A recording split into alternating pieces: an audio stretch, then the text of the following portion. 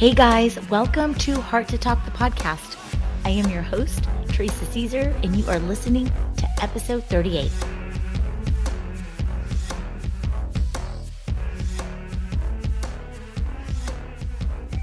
Keep going. Don't stop. You're on the right path, and don't be afraid. We are not alone. Like pioneers on the trail, we will learn to live by our own lights and the stars of heaven, for that is all we need. There's no obstacle that true grit and amazing grace cannot overcome. Sarah Banbronick, Simple Abundance. I am so excited and honored to bring to you today's guest, Erica Grace. Erica is a pioneer that is on the trail to living an epic and happy life despite setbacks. And she's here to show you how you can too. She will also share how she has overcome many personal challenges and obstacles in her life, including juvenile rheumatoid arthritis. Erica has turned inward to find strength, allowing her pain, exhaustion, and healing to transform into creative life force energy that she uses to help others that are struggling with health issues or any other setbacks in life. And she does this by providing mindset techniques with her online community and through her incredible interactive book called Great Like You. Get ready to take notes on ways you can start to be a pioneer and get on the trail to start living an epic and happy life despite setbacks. I bring to you my conversation with Erica Grace.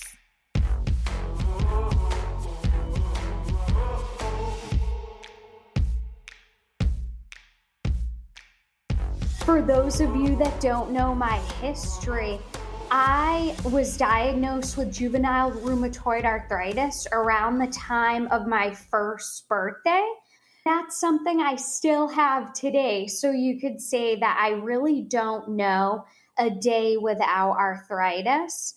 And so that consists of missing events, growing up missing school, spending time in hospitals, getting all those tests that everyone kind of hates to get, pain, swelling, hard to move. For me, particularly, especially in the mornings, a lot of days it's really difficult to even get out of bed.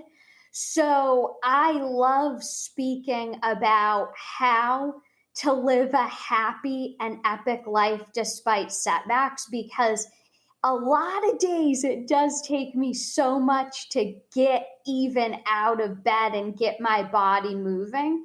So finding that passion and drive to do that. And I've had a lot of other setbacks in life as well, but that's the one that really has inspired me and planted the seed for me to find my own unique mission of helping others. So I would love to share with you today that first of all, to live your happiest and most epic life, you do have to make that choice. You have to seek out happiness. A lot of times we are trained to be such conditional thinkers. I'll be happy when I meet that person, when I move to a warmer state, when I lose X amount of pounds. But truly, you have to find your ways to be happy today. Now, we are in the present, and now is the time. So this will consist of reframing your thoughts. Yesterday, I was actually having a pretty rough day, and I stopped and recognized that and said, today hasn't really gone the way that I like it to, but I'm going to turn this day around, and I'm going to watch my favorite show tonight, and I'm going to talk with a loved one and have a few laughs. So find your ways to reframe. Have that self-reflection to see what exactly might be getting in your way, what some of those blocks are. And a big one for me that's been my anchor, especially these past few unique years that we're all experiencing together, is gratitude. With that, you can turn things around easily and quickly. So if you're struggling at your job, a gratitude might be, well, my job's really tough right now. However, I absolutely love the freedom and the money that this job provides. It allows me to so many choices and options. I love reframes and gratitude practices like that. And it's nice to find your own gratitude practice that works for you, but my favorite way is throughout the day. As a situation arises that might be tough, finding that silver lining or what you could be thankful for in that moment. I love it. And Yeah. that's so powerful. It's beautiful how you show up. Anything else you'd like to talk about in regards to showing up, when you're Yes. not feeling good? Yeah. Definitely. So I find it crucial to have a rock solid morning ritual, Mhm. something that can really set you up for success for the day, doing something that you love. Some people really enjoy in the morning reading a couple pages out of a book. I personally, when I'm feeling good and able to really move around, I love what I call movement and mantras. So I'll get my body moving and I'll say some mantras or affirmations while doing so to really set the tone for the day. So find what fills you up and fuels your soul. You are going to feel more in control of the day so that you're not letting situations that come up control you. And also to live a happy life, to always have something to look forward to, putting something on the calendar, no matter how big, no matter how small. It's nice when we kind of make a big deal, even out of things that might not seem so exciting. And you can also do this with goal setting. Mm. So, incrementally each day, move towards a goal that you want to achieve. You can break down a big goal into very small daily tasks, and it's going to help your mindset feel excited and fueled and ready to take on each day because you're working towards a purpose and something that you can be proud of and something that you can then help and inspire others through. So, that is certainly very helpful as well to do goal setting and find your personal stress management tools. Now, this would be really catered specifically to you. There are some things maybe that doesn't respond to you and that's okay, but I'm going to go ahead and list a few off. If you have a pen and paper, it might be fun to write some down and then look on YouTube or Google if there's some new ones you want to try out. But here are some of the most popular and most effective ones right now.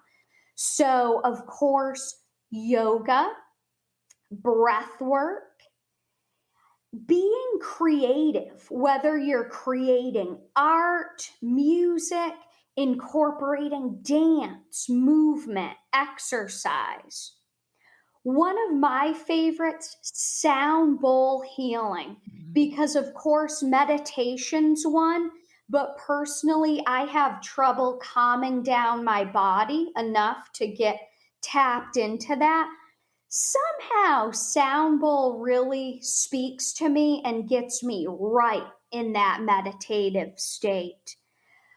journaling and reflecting so that you can know how your emotions, track your emotions, and know what you're best responding to, and maybe what you don't like as much. And EFT tapping, that's an interesting one to look up online. I personally do that on flights when I'm flying alone for some reason. If I get nervous, EFT tapping is what I immediately go to. And it might sound like a weird thing to do on an airplane full of strangers, but you can also be kind of discreet about it. And then, of course, I am talking to the affirmation babe. So, the affirmations are also a great way to help fuel your life.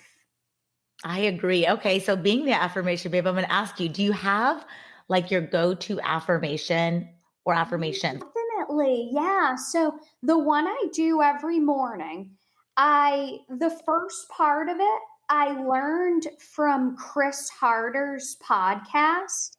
And it really covers all aspects of life. It goes like this: I am happier, healthier, wealthier, and more fit than I was yesterday.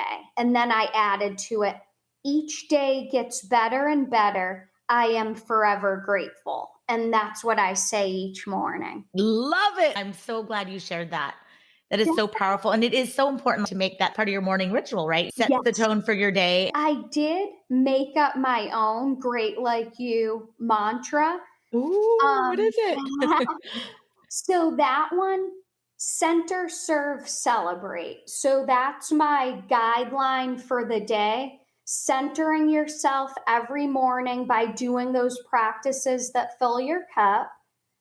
Serving is step two, which is what you spend the majority of your day doing at work, helping clients, helping others, pouring love into others, complimenting, you're out there serving.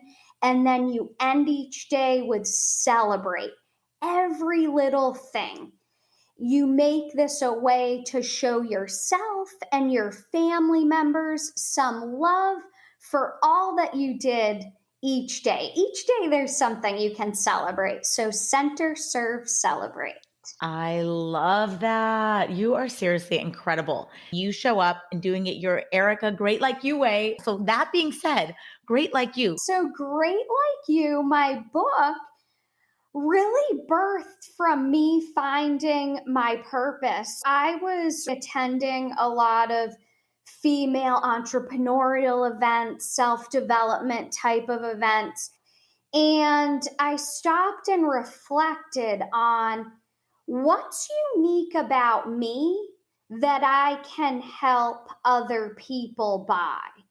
And so one day it just suddenly came to me how my growing up with this juvenile rheumatoid arthritis and spending some time in the hospital really kind of sets me apart in a way that I really hope to help as many young readers in the hospital or that are overcoming challenges in life through their hardships. So, Great Like You centers on mindset techniques. In the book, in layman's terms, for ages 10 and up, are ways to manifest through visualization, and there's goal setting and reframing.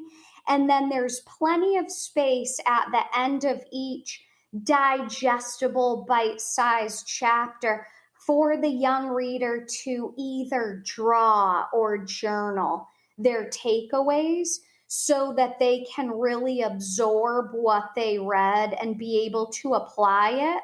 And the goal of this is for Great Like You to be a tool and a resource that the young reader can always refer back to anytime they need that extra support. I was blessed to have so much support from family, friends, teachers.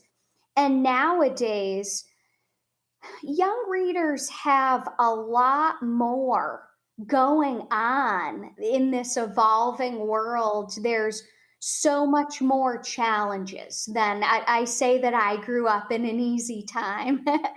So I am honored to really deliver this book to those that need it most. It's definitely a gift to the world. And you can buy it on Amazon. How else can we find your book? Yes.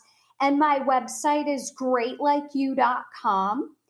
And the great thing about my website too, it'll direct you to the Amazon, but also to my social medias because I love interacting. So my Instagram is at Great Like You Book, and then my Facebook is Great Like You. All right. So I'm going to ask you, per tradition, the 3 ending questions. The first one, Erica, what is your favorite book besides your own? So I have 3. So the first one's a classic, How to Win Friends and Influence People by Dale Carnegie. So this drives home that saying that the most interesting person in the room is the most interested person in the room. Love that. My second book to share with you today is The Audacity to Be Queen by Gina DeVee. So this book is how to step into the queen inside of us and break down the barriers and blocks that can hold us back. So that is amazing. And then last, but certainly not least, because this author saw me through the entire process of writing and releasing Great Like You. And this is her first book that recently came out. This is Beautifully Brave by Sarah Pendrick. And this digs deep into empowerment and true self-care practices. Another epic book to really go along with what we've been talking about today. Wow, such great reads. I wrote them down. I'm going to add them to my list. All right, second question. What's your favorite quote? Favorite quote is by Oprah, and it is, when you focus on the goodness in your life, you create more of it. What you focus on expands. I love it. And it's true. It's true. And so simple, right? And the last one, Erica, what is the best advice you have to offer? Well, the advice that I have really been most excited about is my center, serve, celebrate. I really believe that if you repeat those actions each day, you're setting yourself up for success, abundance, happiness, and then you will, of course, be able to inspire others to be great like you. So center, serve, celebrate. Thank you so much for listening to this episode. I do hope that you enjoyed my conversation with Erica Grace and that you feel inspired to start taking action on how to live an epic and happy life despite any setbacks. Please remember to rate, share, subscribe, and download this podcast. Find me on Instagram and Facebook for updates and more. Otherwise, I'll be back in 2 weeks.